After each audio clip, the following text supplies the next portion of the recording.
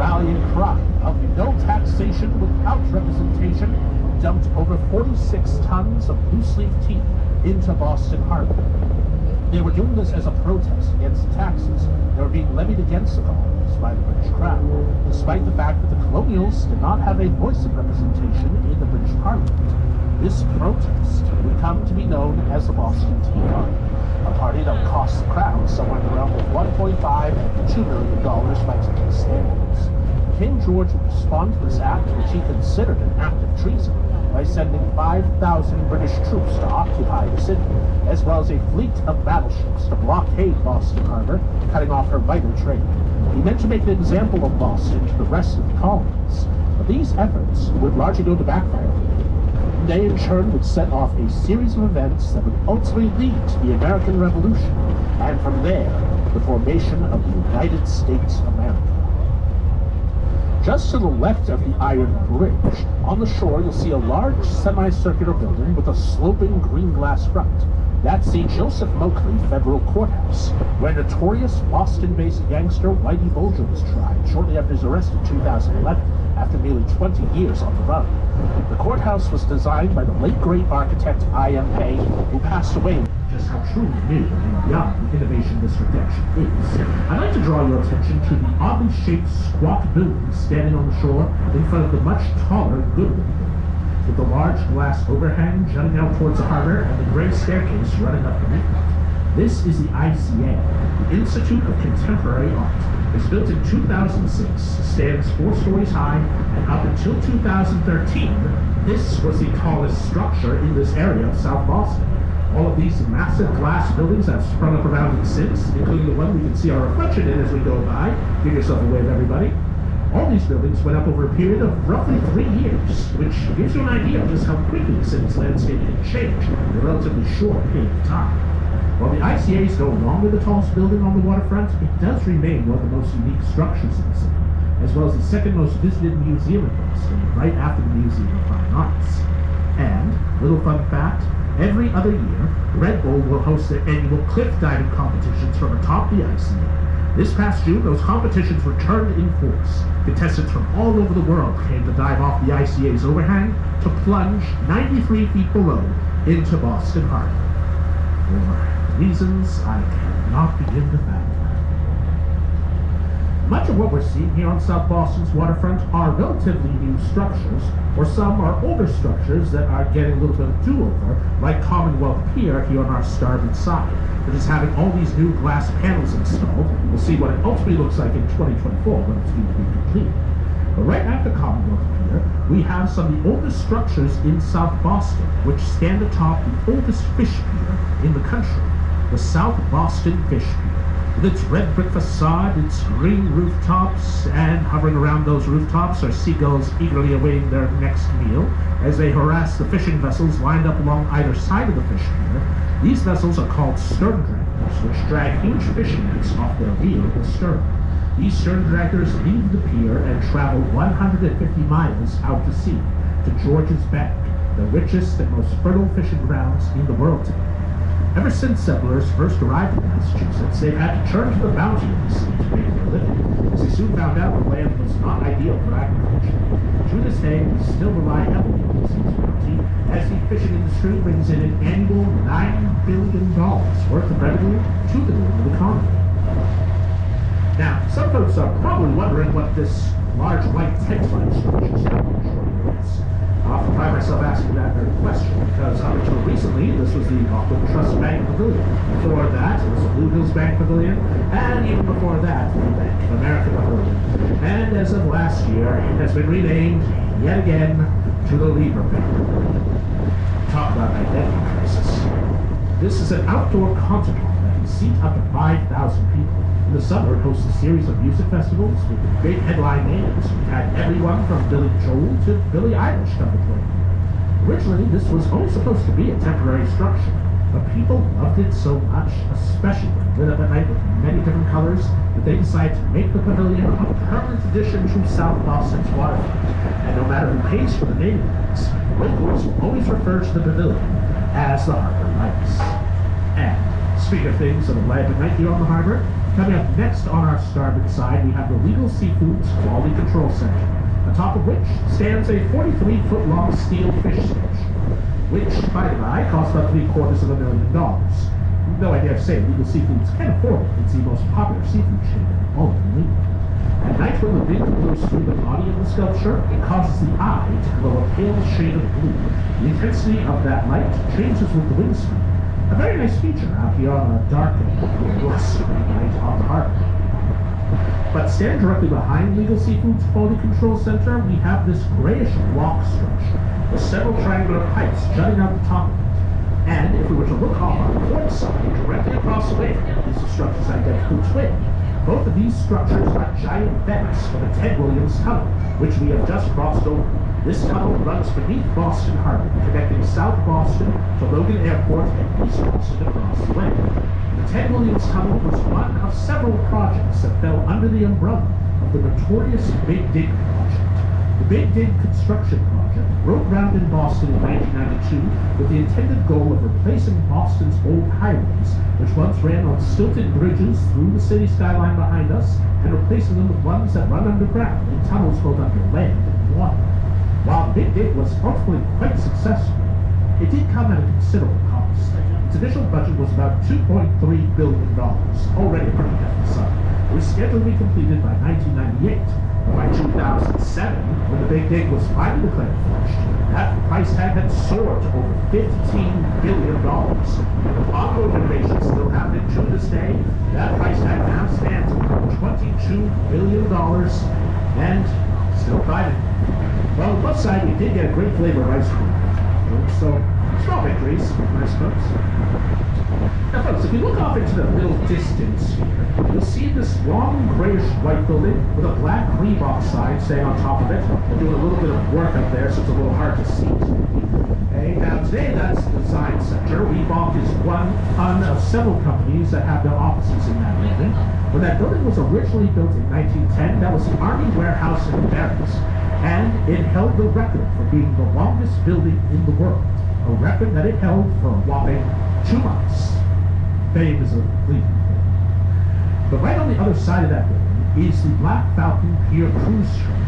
Now that's where all the major cruise lines, such as Norwegian Cruise Lines and Carnival Cruise Lines, will come to port when they arrive in this. Now, before the Ted Williams Tunnel was built behind us, those cruise ships would have docked much further into the city, right between the Fish Pier and the ICA at what was originally known as the Seaport District. But since those cruise ships can no longer safely clear the Ted Williams Tunnel and other tunnels that run beneath Boston Harbor, we created the Black Falcon Pier Cruise Terminal in order to accommodate them. Cruise ship season just ended here in Boston, but there is another way of getting to and from the city, and that brings us to the next item on our tour, which is actually flying just over us right now. Hope that's no one's flight, because I hate to break it to you, you just missed it. Now that plane just took off across the way from us at Logan Airport. You can feel free to look that way, though we will be passing again on our starboard side a few minutes' time, so don't worry too much about straight to the back or next to see it. Founded in 1926, Logan Airport is the 17th busiest airport in the country. At its busiest, we can have airplanes arriving and departing from Logan every 90 seconds or so. Planes as big as the one that just flew out over us, or as small as one that is currently being taken off right now. I believe that's a Cape Cod Flyer, and that's taking off sort of towards the city behind us. That's great. The direction from which these airplanes arrive and depart depends greatly on the wind direction. This can change over the course of the day, sometimes several times, due to the very fickle nature of New England weather. Logan Airport is comprised of about 2,400 acres of mostly man-made land. Where the airport now resides is once where you can find 3 small Boston Harbor islands. The 3 islands that are now completely developed into Logan Airport were Governor's Island, the largest of the 3, named for being the residence of Massachusetts' first governor, John Winthrop. Right next to Governor's Island was Bird's Island, which may sound pleasant enough until you realize it was a gallows island, where they displayed executed bodies of pirates as a warning to other would-be pirates. And the birds that said Bird's Island would come to feast on their rotten wings. Oh, here goes another one. The last and smallest of the 3 islands was Apple Island, but arguably is the most significant. It was on Apple Island that the first samples of apples, pears, and plums were first introduced to North America. It would also be from Apple Island that one John Chapman set off on his cross-country trek with bags of apple seeds, planting them as he went. Time and legend because you know John Chapman, the more famous name, Johnny Appleseed. Back over here, now our starboard side, again through the glare of the sun here, we are passing along a section of South Boston known as the Connolly Container Terminal, which connects Boston with ports all around the world. Goods are imported and exported from the Connolly Container Terminal in the large steel rectangular containers that you see stacked up here on shore. Each container is capable of holding millions of dollars worth of goods inside. On the sides of some of these containers, you may be able to read the names of the various shipping companies they belong to. The easiest ones to read from here are the ones for Evergreen. If that name sounds familiar to you, it might be because earlier last year, one of Evergreen's larger vessels blocked up the Suez Canal for about a week. They haven't quite let them live that one down. Now, these containers are loaded and offloaded from cargo ships via these tall cranes standing here on the waterfront. Cranes which I have dubbed the Imperial Walkers. That nickname is no coincidence, by the by. It was cranes like these in Oakland, California that inspired a young George Lucas and his design team when they were designing the Imperial Walkers for the second Star Wars film, The Empire Strikes Back. You can't quite see those elements as we go by. Oh, there goes JetBlue just behind us and flying out over the terminal now. Now, so far, everything we've seen of South Boston, from the Federal Courthouse back at its beginning to the end of the terminal just ahead of us, has been 100% man-made land. South Boston was once the South Bay, one of the two bays that surround the Shawmut Peninsula upon which our city now stands. But just ahead of us, as we come to the end of the terminal, is the only portion of South Boston that existed before the rest got filled in, as we make our approach to Castle Island, the first of 34 Boston Harbor Islands, which make up the Boston Harbor Island National Park, and home to one of Boston Harbor's most impressive features, an enormous fortress, the Fort Independence. There's always been a fortification out on Castle Island ever since our city was founded, but it wasn't always the Fort Independence. Originally, it was just a small wooden stockade called Castle Boone, but that would all change in 1776 on evacuation. When the British blockade of Boston was finally broken and their forces were forced to retreat, one of the last things the British did before departing the city was to bombard and seize Castle Boone. It wouldn't be until 1799 that the second president of the United States, John Adams, would commission the construction of what would eventually become Fort Independence Island. This fort would be further fortified over the following decades and manned throughout the American Civil War. Though we never saw the action during that conflict. What they did see, however, was a series of illegal raids fought out here on the island. One such duel was fought in 1817 between two officers stationed there, one Captain Green and Lieutenant Massey. The end result of this duel was Captain Green fatally stabbing Lieutenant Massey. Now, Massey was much more rough like his men on the unrightful murder of popular Captain Green. So the lieutenant's men plotted a terrible form of revenge against the captain. They got Green good and drunk and brought him down to the lower levels of the Fort Independence through the dungeons, where they shackled him to the floor and then with brick and mortar sealed him in to the very walls of the Fort Independence, condemning him to a slow death. An excavation of the fort in 1905 did uncover the remains of a human skeleton who had been shackled such behind a section of the glass wall. So this was more than just a tall tale, but it was a tale that went on to inspire a young private stationed at the fort in 1827 who was going under the name of Edgar Perry to write his own short story, which would eventually become The Cask of Amontillado. Edgar Perry is actually the alias for famous writer Edgar Allan Poe, of such notable works as The Telltale Heart and The Poem of the Lady, Nevermore. Now, folks, as we do our little turn here, on our starboard side we can catch a glimpse of the most prominent and arguably most beautiful island of the park.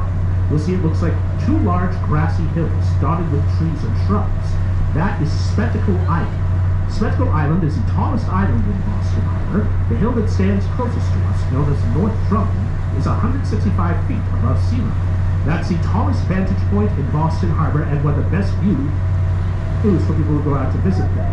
And I just want to point out that just behind us, and it just dove under, was a harbor seal.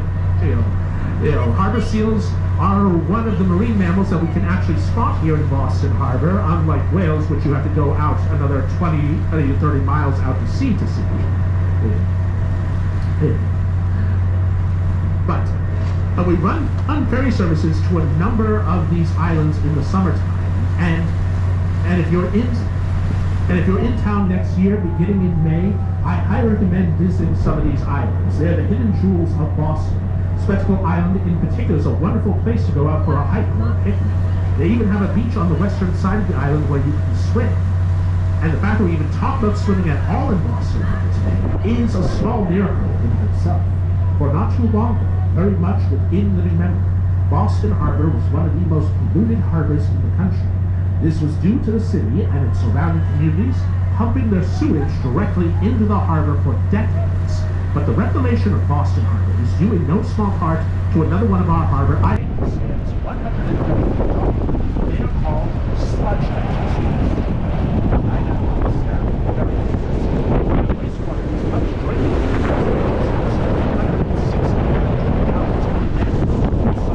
separated into solid and liquid waste. The liquid waste is purified.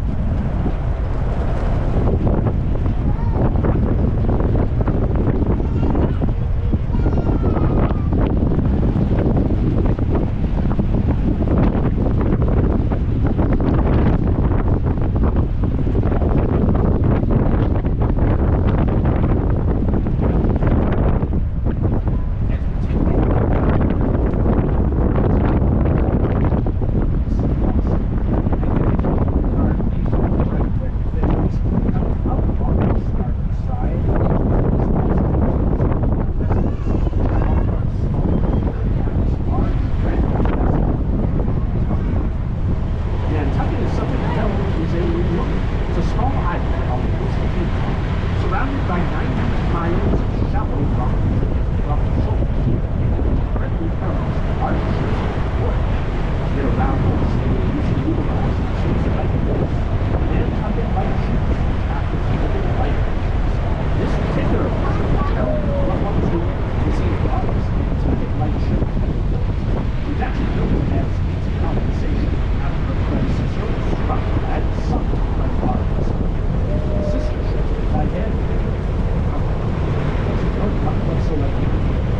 But we built her bigger and better. Now the commission she sits in as a company and is a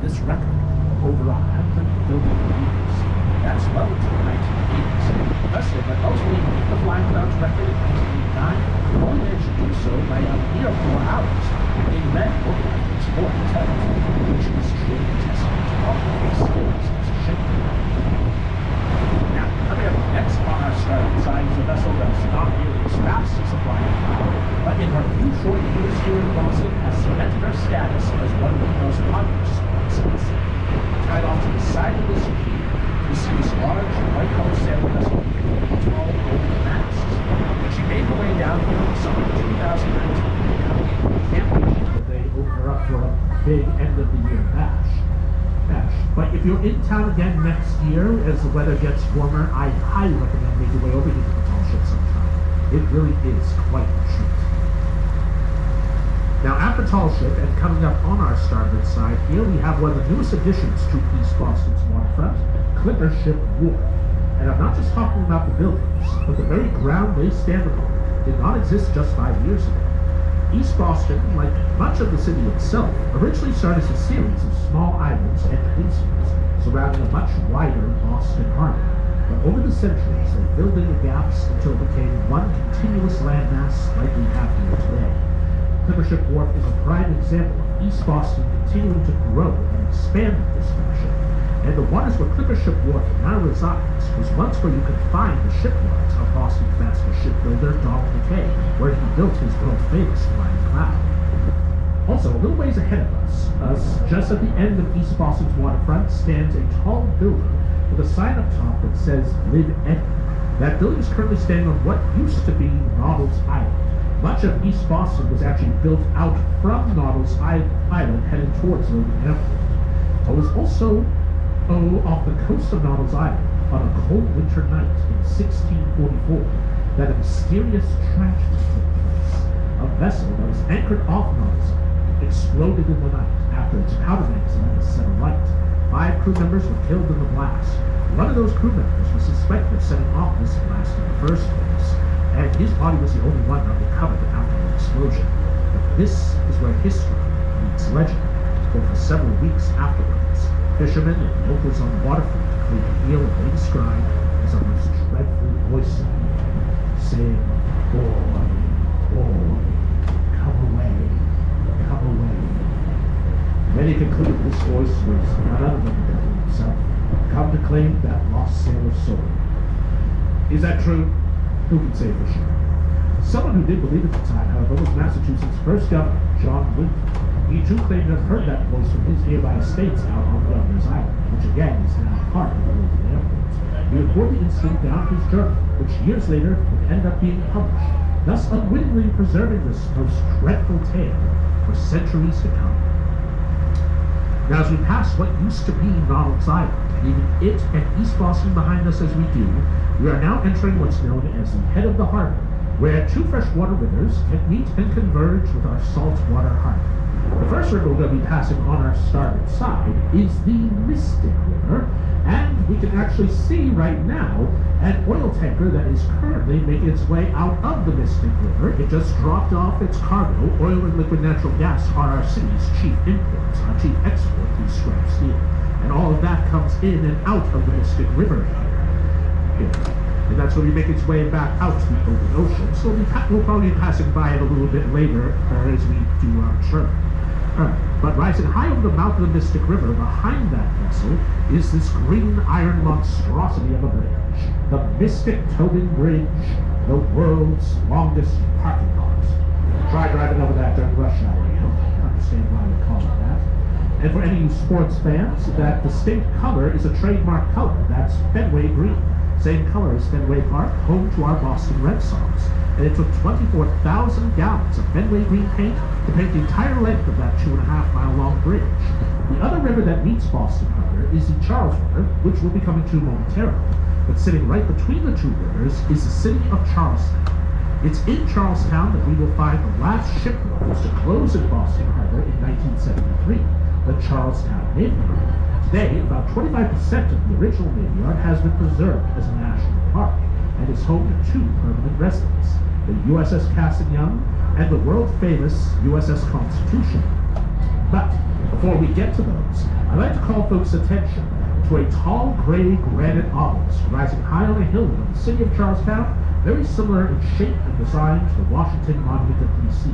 Right now it's off the bow, but as we get closer to the Navy Yard, it's going to come to better view on our starboard side if you can't quite see it yet. This is the Bunker Hill Monument.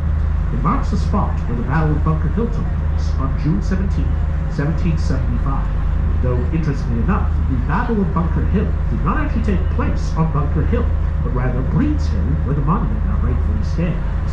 Over 2,000 British troops were sent to retake that hill against a much smaller and less armed colonial force that had fortified it. When the colonial commander saw how low his men were on ammunition, he gave them the order, "Don't fire until you see the whites of their eyes," immortalizing that saying in America ever since and ensuring that every one of their shots counted, so that by the end of the battle, after 3 bloody charges, while the British forces did manage to retake Breed's Hill, their victory would come at a ruinous cost to them.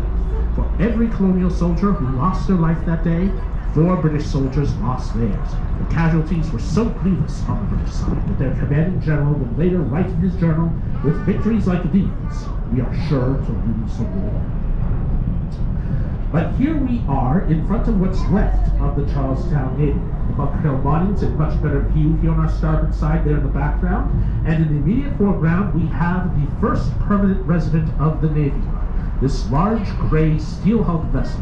This is the USS Cassin Young. She's a Fletcher-class destroyer from World War II, built in 1943, and the last American warship to be struck by kamikaze pilots during the Battle of Okinawa.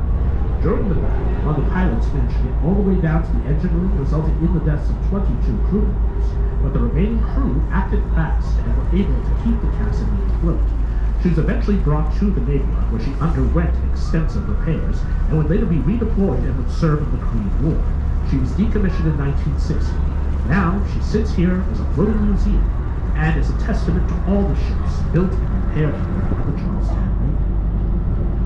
Now, as we move over to the other side of the Navy Yard, we're coming to view of Boston's most famous resident, the oldest commissioned naval warship still afloat in the world today, the USS Constitution, Old Ironsides, with their tall masts and a distinctive black hull with white trimming. And this is a fantastic shot we have right here too, especially with the Bunker Hill Monument there in the background. The Constitution was built in 1797 and first saw action against the Barbary pirates in the Mediterranean Sea, but it wouldn't be until the War of 1812 that she achieved eternal glory, as well as her nickname, when she went up against the British warship, the HMS Guerriere, off the coast of Nova Scotia. The Guerriere, or the Warrior, was the most powerful and feared warship of her day. Nevertheless, when the Constitution engaged her in battle, she sunk the Guerriere in 35 minutes. The captured crew from the Guerriere then tell the sailors aboard the Constitution that when they fired upon her, they witnessed their cannonballs bouncing harmlessly off the Constitution's hull, swearing that her sides were made of iron. She's in fact actually made of Georgia live oak. Nevertheless, this would give rise to her nickname, Old Ironsides. She went on to fight 42 battles and never lost one. To keep her active duty status in the U.S. Navy, she has to travel at least 1 nautical mile every year.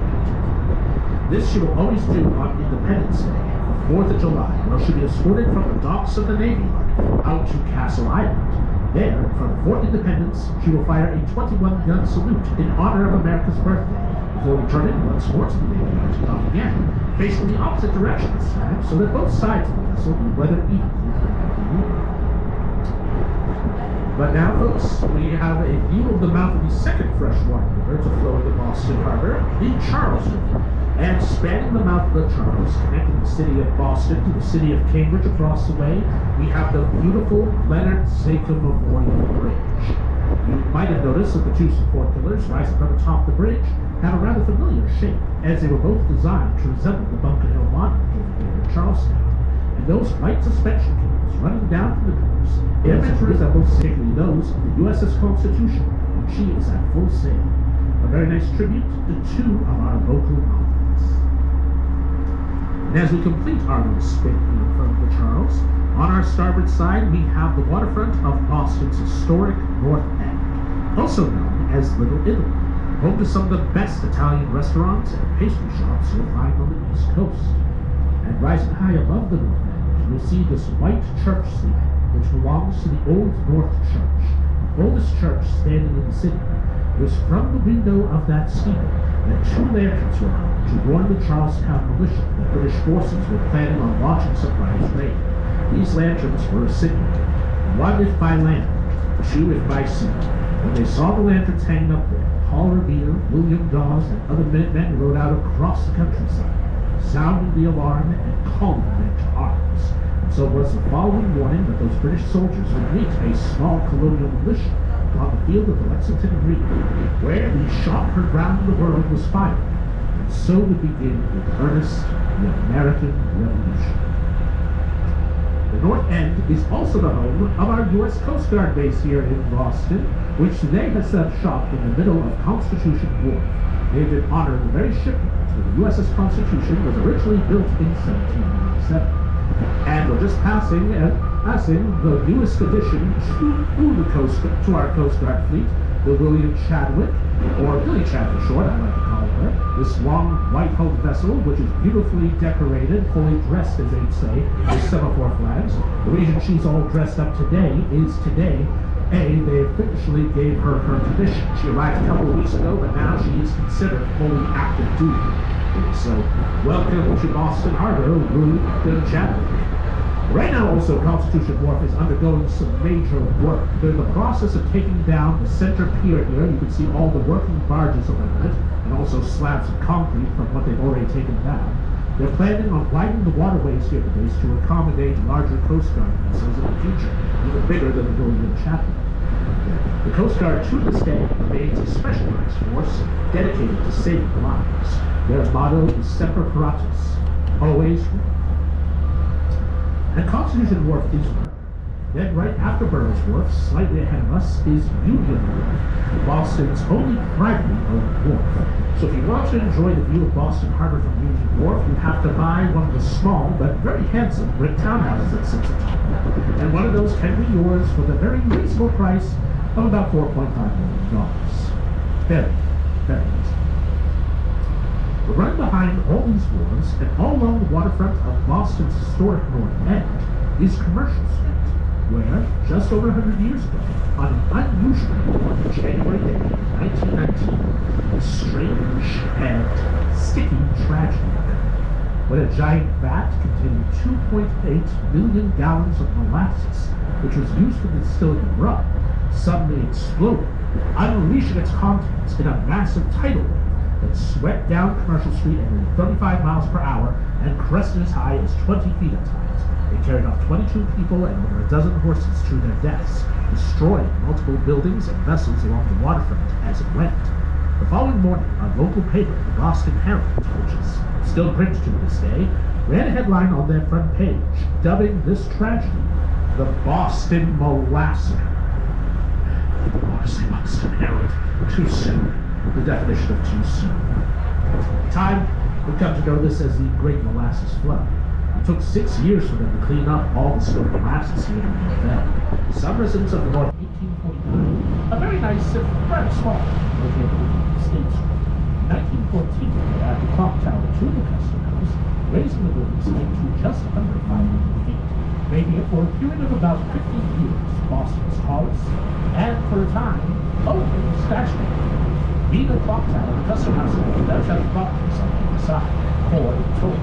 Each one of those clock faces will give you a different time. Each one of those times